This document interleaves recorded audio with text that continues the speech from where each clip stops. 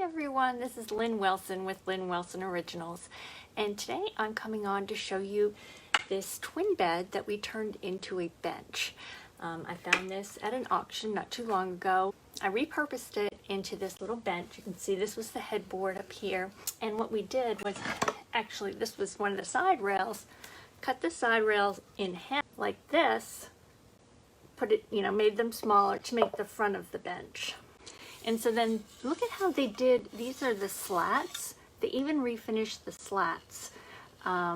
This is really just a quality piece. So then what we did was cut the slats, and you can see that is the seat of the bench.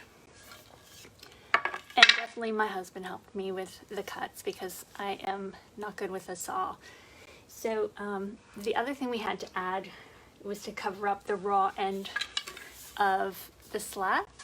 So this is just a piece of molding that we had around, and same thing in the back. So the first thing I need to do whenever I'm starting a new project is clean the piece. Now, if you can see this, just like this board, it's very highly varnished and slick. So this, I'm going to start by cleaning it with this Crud Cutter Gloss Off. This is great for, what does it say? Cleans and declosses without sanding. Now, I like to sand, but a problem that you can run into is once you take that varnish off and get down to the wood, you release the wood tannins. And particularly if you want to paint a light color like this, you're going to deal with bleed through. So then you would have to use a primer anyway. So for this, once I clean it with the gloss off, I will use Slick Stick, and this is a great product by Dixie Belle that helps your paint adhere.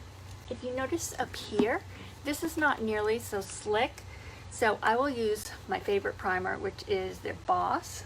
Oh, let's see if we can see that. This is a clear Boss. They just came out with a gray, and I would really wish I had that on hand because I would use that with this, but I don't, so I'll make do. And now this was really slick, so I'm going to use the gloss off, but this area is not so slick, and so an economical way to clean your furniture is with TSP. Dixie Belle makes a product called White Lightning, and you dilute it with water, and you just can spray it on, wipe it off, and then you want to make sure you rinse it with water. So I'll probably use that on the rest of the piece, although this is a very clean piece. The other plan for this piece, like I said, we had to put two boards together to make the front of the bench, and so there's a slight gap that I'm going to fill that with wood putty. Hey Aaron! And once I fill it with wood putty, I'm going to use one of these flexible molds by Effects. You put them on with contact cement, and I like them because you don't have to heat them up. It's just one less step, and they adhere super well with the contact cement. So I'll put that over it just to hide, the wood filler. So I'm going to use the gloss off, Crud Cutter Gloss Off on all of these areas that are super slick. I want to show you the sides here. They're really pretty. And you can see how what we did was just cut the footboard in half. So because I wanted this post towards the front, this was the raised detail on the footboard. And it has wheels. Isn't that cool? This was actually loose, and so we glued that on with just some Tight Bond wood glue. And then I'm going to take some wood putty and just kind of even it out, because if you have gaps like that, it kind of you don't notice it now much, but when you paint it, you'll notice it, especially with a light color paint. This is the White Lightning, and I mix, I think it's like a tablespoon for a gallon of warm water to get it to dissolve, and then I just spray it on.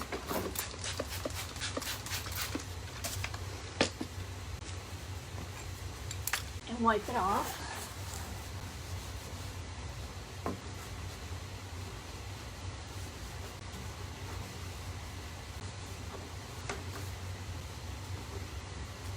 And then the key with white lightning, remember, is that you want to rinse it off. This is just water because your paint won't stick to it. And when I paint this, I'll actually flip it upside down, and it gives me it's easier to hit the legs, and also I make sure that I cover all the angles of the legs. Nothing worse than your client coming, loading something up into a car and seeing like places you missed underneath. Yeah, I won't paint all the way underneath, but I do want the legs to be completely covered. So this is the slick stick, and I'm going to go ahead and put that on this surface because I know that it's going to be tough to hold the paint. And like I said, I don't want to have to sand it because I don't want to release any wood tannins. So you want to make sure that you don't get any bumps. You can sand them out with sandpaper after your first coat. If you're going to do 2 coats, which is what is recommended with slick stick, you do a coat, let it dry, put another coat on, and let it dry. But you really want to try to make sure, especially if you're using a darker color, that any little bumps, and that could just be bumps from, imperfections in your wood, or, little paint globs. I use an old brush, and so sometimes these brushes seem to shed junk. You want to try to get those out because when you're all done chalk painting, I sand my whole piece with like a 220 grit, and because chalk paint is rough, it's very porous, and so then you sand that down and you get that nice slick smooth surface. But if you have used something like slick stick or different color underneath, when you sand it and there's those bumps, you can get little white bumps, which is not the end of the world. You just go back with an artist brush. But I try to make sure that I can get my surface, my starting surface, as smooth as possible. And I'm not great about wearing gloves, but when I use slick stick, or definitely when I use the TSP, and also with Cred Cutter Gloss Off, I do use gloves. And slick stick is just hard to get off your hands. I guess it's meant to have paint stick, so it sticks to your hands. I have a YouTube channel, Lynn Wilson Originals, and I put a lot of things on there for DIY stuff for beginners, and I'd love it if you would subscribe and hit the bell to be notified of new videos if you're interested in this kind of stuff. I want to show you the difference between slick stick and boss. I should have another brush here for boss, but I don't. So I'm just going to try to wipe this one off a little bit